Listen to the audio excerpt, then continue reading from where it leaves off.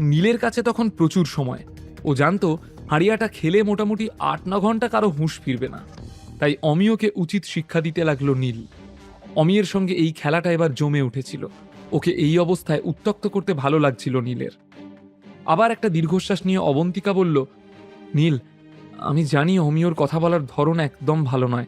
আমি পার্সোনালি এই বিষয়ে ওর সঙ্গে কথা বলবো। ও তোমার কাছে ক্ষমা চাইবে, আমি কথা দিচ্ছি। কিন্তু এখন ওকে ছেড়ে দাও প্লিজ। দড়িটা খুলে দাও, না হয় আমায় খোলার পারমিশন দাও।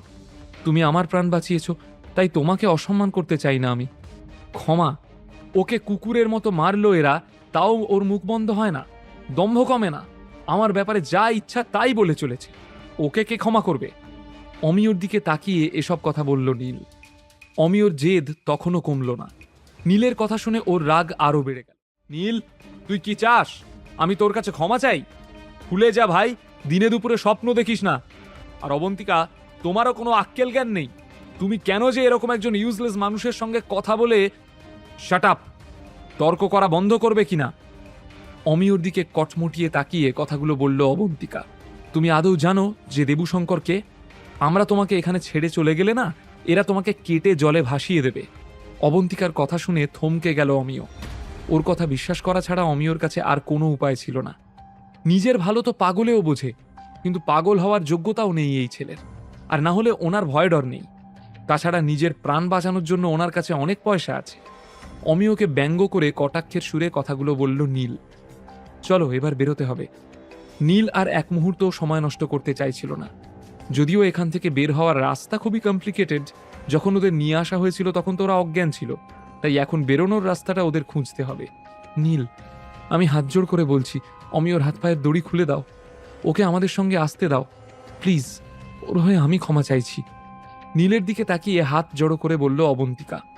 অবন্তিকা এটা জানতো যে কিভাবে অমিয় নীলকে অপমান করেছে। সে কারণে নীল কিছুতেই ওর বাঁধন খুলতে চাইছিল না। কিন্তু তাও যতই ভুল করুক সে, তবু তো সে অবন্তিকার বয়ফ্রেন্ড। তাই অমিয়কে বাঁচানোর জন্য নীলকে কনভিন্স করতে লাগলো অবন্তিকা। শুধু নীলের পায়ে পড়াটুকুই বাকি রেখেছিল অবন্তিকা। সত্যি বলতে অমিয় বাঁচলো না মরল তাতে নীলের কিছু যায় আসে না। ওর প্রতি কোনো দয়ামায়া ছিল না নীলের। কিন্তু অবন্তিকার অবস্থা দেখে ওর মায়া হলো। ওর কথা না রেখে থাকতে পারল না। ঠিক আছে, তুমি এত করে বলছো যখন, আমি একে ছেড়ে দিচ্ছি। হাত নাড়িয়ে বলল নীল। কিন্তু আমার একটা শর্ত আছে, আমাকে আবার বস বলে ডাকতে হবে। নীল, তুই আমার অবন্তিকাকে বুলি করছিস? তোর সাহস তো মন্দ নয়। চিৎকার করে নীলকে বলল অমিয়। ওর কথা শুনে জোরে জোরে হাসতে লাগলো নীল। ওহ মাই গড, এটা আমি কি শুনলাম? অমিয় বাবু বুলির অর্থ জানে? বাস, অনেক হয়েছে, তর্ক করার প্রয়োজন নেই।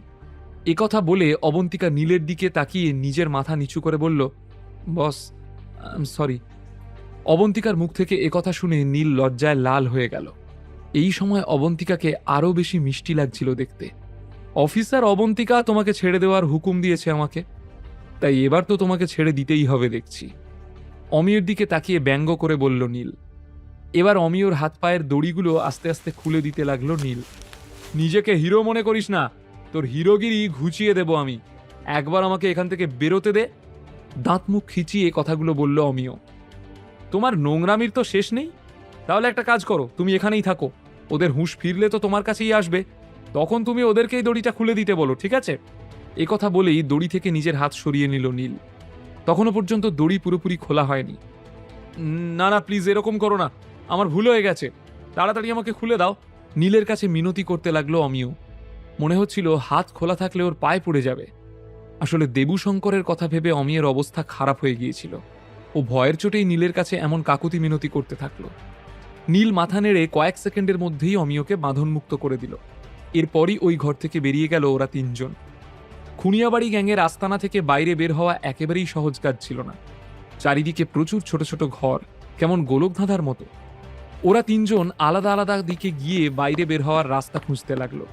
এইসব করতে গিয়ে কয়েক ঘন্টা কেটে গেল। অবশেষে একটা গুপ্ত সুড়ঙ্গের সন্ধান পেল নীল। ওই সুড়ঙ্গের মধ্যে দিয়ে গিয়ে ওরা বাইরের রাস্তা খুঁজে পেল। বাইরে বের হতেই নিজের কাজে নেমে পড়ল অফিসার অবন্তিকা। সে পুলিশের একটা বড় ফোর্সকে খুনিয়াবাড়ি গ্যাংয়ের এই লোকেশন পাঠিয়ে দিল। দেবুর লোকেরা অজ্ঞান হওয়ার পর থেকে এতক্ষণ কারোর ফোনেই নেটওয়ার্ক কাজ করছিল না। তাই কেউই বাইরের জগতের সাথে কোনো রকম যোগাযোগ করতে পারেনি। তবে বাইরে এসে নেটওয়ার্ক পেল অবন্তিকা। কিছুক্ষণের মধ্যেই ঘটনাস্থলে হাজির হয়ে গেল পুলিশ ফোর্স। খুনিয়াবাড়ি গ্যাংয়ের প্রায় ৩০ জনকে অ্যারেস্ট করা হলো। তাদের মধ্যে ছিল দেবুশঙ্করও। এসব কিছু নীলের জন্যই সম্ভব হয়েছে। অবন্তিকাও এর সমস্ত ক্রেডিট নীলকেই দিল। পুলিশের বড় বড় অফিসারও নীলের এই কাজের জন্য ওকে বাহবা দিল। কিন্তু অমিয়র মুখ ছিল ভার। নীলের প্রশংসা শুনতে ওর একেবারে ভালো লাগছিল না। এদিকে সব মিটিয়ে দিয়ে নীল বাড়ির পথ ধরল। বাড়ি পৌঁছতে পৌঁছতে রাত 1টা বেজে গেল নীলের। ততক্ষণে আদ্রিতা ঘুমিয়ে পড়েছিল। আদ্রিতাকে শান্তিতে ঘুমোতে দেখে নীল ইমোশনাল হয়ে গেল। নীল খুব ভালো করে জানতো যে আদ্রিতার সঙ্গে সে ভুল করছে। ওর নিজের হাজব্যান্ড সম্পর্কে সমস্ত সত্যিটা জানা উচিত, এটা ওর অধিকার। কিন্তু নীল সঠিক সময়ের জন্য অপেক্ষা করছিল। সঠিক সময় এলে ও আদ্রিতাকে সব সত্যি বলে দিতে চায়, কিন্তু ততদিন ওকে এভাবেই চুপ করে থেকে যেতে হবে। তবে কেন জানি না নীলের মনের মধ্যে কি একটা খচখচ করছিল। ওর যেন কিছুই ভালো লাগছিল না। নানান বিষয় ভাবতে ভাবতে নীল সোজা স্টাডি রুমে গিয়ে চেয়ারে গা এলিয়ে দিল। এখনো ওর মাথায় অনেক প্রশ্ন ঘুরছিল। নীল এখনো বুঝে উঠতে পারছিল না যে ওই আংটিটা কল্লোলের কাছে কিভাবে এলো, ওটা এত কেন স্পেশাল। তবে সবথেকে বড় ব্যাপার, এত সব কিছুর পরেও নীলের শরীরে ক্লান্তির লেশ মাত্রও নেই। কিন্তু কেন? আর আজ যেভাবে নীল নিজের মাথা খাটিয়ে সবাইকে বাঁচালো, তারপর তো সত্যিই আর কিছু বলার থাকে না। কিন্তু এসব হলো কিভাবে? কল্লোলের ওই পিলটার জন্য এসব হচ্ছে না তো? এই পিলগুলোর এরকম প্রভাব হলে নীলের তো এই পিল নিয়েই বিজনেস করা উচিত। তবে শুরুটা কিভাবে করবে সেটাই বুঝতে পারছিল না নীল। ভাবতে ভাবতে নীলের ঘুম চলে এলো। পরের দিন সকাল 6টায় নীলের ঘুম ভাঙল। নীল অনেক কম সময়ের জন্য ঘুমিয়েছিল, কিন্তু সকালে উঠেও রিফ্রেশড ফিল করছিল। স্টাডি রুমের বাইরে বেরোতেই নীল দেখল বেডরুমের দরজা খুলে আদ্রিতা বেরিয়ে আসছে। নীলকে দেখে অবাক হয়ে আদ্রিতা জিজ্ঞেস করলো, তুমি কখন এলে? আর বেডরুম তো খোলাই ছিল, তাহলে তুমি স্টাডিতে কি করছিলে? অনেকগুলো প্রশ্ন নীলের দিকে ছুঁড়ে দিল আদ্রিতা। আরে বউ আমার, একটা কাজ করছিলাম। আমার বস নিজের বিজনেস বাড়াতে চায়, তাই এখন মাথার উপর অনেক কাজ। ওই কাজটাই শেষ করতে করতে কখন যে চোখ লেগে গেছে খেয়ালই করিনি। নীলের এসব বাহানা এখন খুব ভালোভাবে বুঝতে পারত আদ্রিতা। বাঁকা দৃষ্টিতে তাকিয়ে থাকলো নীলের দিকে।